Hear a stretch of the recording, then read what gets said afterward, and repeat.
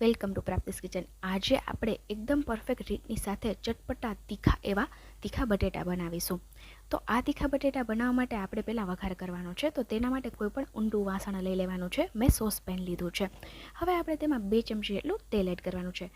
મેં અત્યારે અડધો કિલો જેટલા બટેટા લીધા છે. જો બટેટાની ક્વોન્ટિટી વધારે હોય તો તમારે તેલની ક્વોન્ટિટી છે એ પ્રમાણે એડજસ્ટ કરી લેવાની. અહીં આપણે આ પેનમાં તેલ એડ કરી દીધા બાદ તેલને ગરમ થવા દઈશું. ત્યારબાદ આપણે તેમાં 1 ચમચી જેટલો આખું જીરુંનો વઘાર કરી લઈશું.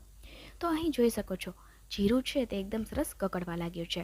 હવે આ સ્ટેજ પર આપણે ગેસની ફ્લેમ લો કરી અને થોડી અમથી કોથમીર પહેલાં આપણે એડ કરી દઈએ. ત્યારબાદ આપણે તેમાં 2 ચમચી જેટલો મરચાં પાવડર એડ કરીશું.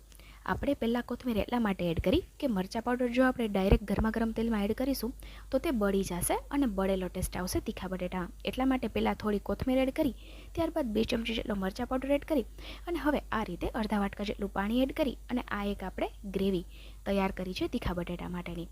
તો જોઈ શકો છો આપણું મરચું છે તે જરા પણ બળ્યું નથી, કેમ કે આપણે મરચાં પાવડર એડ કરી અને ડાયરેક્ટ પાણી એડ કરી દીધું હતું, એટલા માટે મરચાં પાવડર બળ્યો નથી.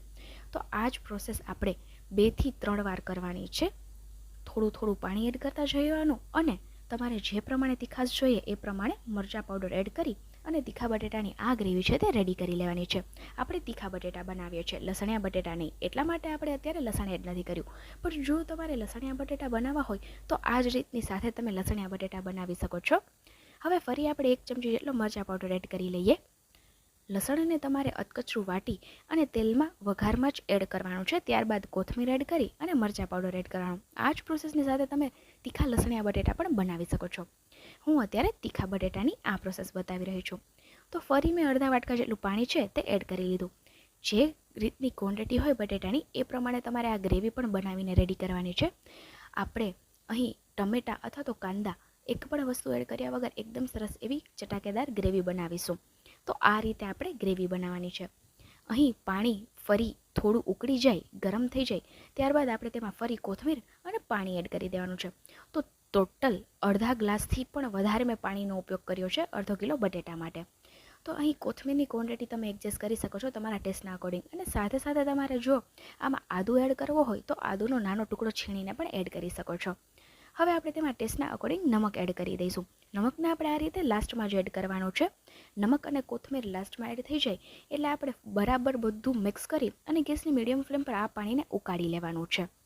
અત્યારે થોડી ઠંડી પડવાની શરૂઆત થઈ ગઈ છે. તો આ ઠંડીમાં આ તીખા ગરમા ગરમ ચટાકેદાર બટેટા ખાવાની ખૂબ જ મજા પડે છે. જનરલી આવી બધી વસ્તુઓ આપણને ઠંડીમાં એટલે કે શિયાળામાં વધારે પસંદ હોય છે. તો જો તમારે વિન્ટર સ્પેશિયલ અનોખી રેસીપી જોઈતી હોય તો મારી ચેનલ પર આવ્યા છો તો ચેનલને વિઝિટ કરો, જેમાં મેં લાસ્ટ યર ઘણી બધી અનોખી અને ટેસ્ટી રેસીપીઓ શેર કરી છે. સાથે સાથે ધાબા સ્ટાઇલ દમ આલુની રેસીપી પણ શેર કરી છે. તો આજે જ પ્રાપ્તિસ કિચનને વિઝિટ કરો. તો અહીં પાણી છે તે એકદમ સરસ ઉકળી ગયું છે. જોઈ શકો છો આ રીતની તેની કન્સિસ્ટન્સી છે. હવે આપણે ગેસની ફ્લેમ ઓફ કરી દઈએ અને આને હવે આગળ શું પ્રોસેસ કરવાની છે એ પણ હું તમને જણાવી દઉં. એકવાર આ રીતે ગ્રેવી રેડી થઈ જાય એટલે આપણે બટેટાની ઉપર આ ગ્રેવીને પોર કરી દેવાની છે. તો મેં અહીં મીડિયમ સાઇઝના બટેટાને આ રીતે 2 ભાગમાં ડિવાઈડ કરીને લીધા છે અને સાથે સાથે આ રીતના નાના દેખાતા બટેટા પણ લીધા છે, જેને આપણે બટેટી કહીએ છીએ. તો બંને મેં મિક્સમાં અડધો કિલો જેટલા લીધા છે અને તેને મેં ફક્ત 3 વિસલમાં બોઇલ કરી અને પીલ કરી લીધા છે. ત્યારબાદ તેને રૂમ ટેમ્પરેચર પર આવવા દીધા છે. હવે આપણે તેની ઉપર આ ગ્રેવી પોર કરી દઈશું. તો એક વાતનું ખાસ ધ્યાન રહે, તમે જ્યારે પણ લસણિયા બટેટા અથવા તો તીખા બટેટા બનાવો તો આ એક નાની એવી ટીપ છે કે બટેટાને અગાઉથી બોઇલ કરી પીલ કરી અને તેને ઠંડા થવા દેવાના, ત્યારબાદ જ તેનો વઘાર કરવાનો. જો આપણે ગરમા ગરમ બટેટામાં આ રીતે મિક્સ કરીશું તો મેસી થઈ જશે બટેટા, એટલા માટે. તો અહીં ગ્રેવી અને બટેટા બંને એકદમ સારી રીતે મિક્સ થઈ જાય ત્યારબાદ આપણે ઉપરથી લીંબુનો રસ છે તે એડ કરીશું. તમે સ્કીપ પણ કરી શકો છો, પણ થોડા ચટાકેદાર બનાવવા માટે હું લીંબુનો રસ એડ કરું છું. સાથે સાથે થોડા વધારે સ્પાઇસી બનાવવા છે તો લાલ મરચાંનો ભૂક્કો પણ છે તેને પણ ઉપરથી ભભરાવી દઈએ. તો જો તમારે વધારે પડતા સ્પાઇસી કરવા હોય તો આ રીતે તમે ઉપરથી પણ મરચાં પાવડર એડ કરીને મિક્સ કરી શકો છો. ડોન્ટ વરી, કાચો ટેસ્ટ નહીં આવે. ત્યારબાદ આપણે તેમાં કોથમીરના ઝીણા પત્તા છે ચોપ કરેલા તેને પણ ઉપર સ્પ્રેડ કરી દઈએ. તો આ હતી આજની આપણી ચટાકેદાર રેસીપી. આ બટેટાને તમે એક બીજી રીતે પણ સર્વ કરી શકો, તે પણ હું તમને જણાવી દઉં. તો બટેટાની ઉપર મીઠી ચટણી, તીખી ચટણી, ગ્રીન ચટણી, તમારી કોઈ પણ જે ફેવરિટ ચટણી હોય તેને સ્પ્રેડ કરી સાથે કાંદા કોથમીર અને સેવ ભભરાવી દો તો તમે એ રીતે પણ આ તીખા બટેટાને સર્વ કરી શકો છો. Choice is yours. તમારે જે રીતે પણ ખાવી હોય એ રીતે તમે આ તીખા બટેટાને ખાઈ શકો છો. હું આ બટેટાને મમરા અને સાથે ઠંડી રોટલીની સાથે હું એન્જોય કરું છું. તમે કઈ રીતે ખાવ છો તીખા બટેટા તે મને કમેન્ટ સેક્શનમાં ચોક્કસથી જણાવજો. આવી બીજી અનોખી રેસિપીઓ જોઈતી હોય તો મારી ચેનલ પર આવ્યા છો તો ચેનલને એકવાર વિઝિટ કરો, જેમાં તમને આવી ઘણી બધી અવનવી અને ખાસ કરીને સિઝન સ્પેશિયલ રેસિપીઓ મળી રહેશે. આવા બીજા ઉપયોગી, અનોખા અને સિઝન સ્પેશિયલ રેસિપીના વિડીયો સાથે આપણે પ્રાપ્તિસ કિચન પર ફરી મળીશું. બાય.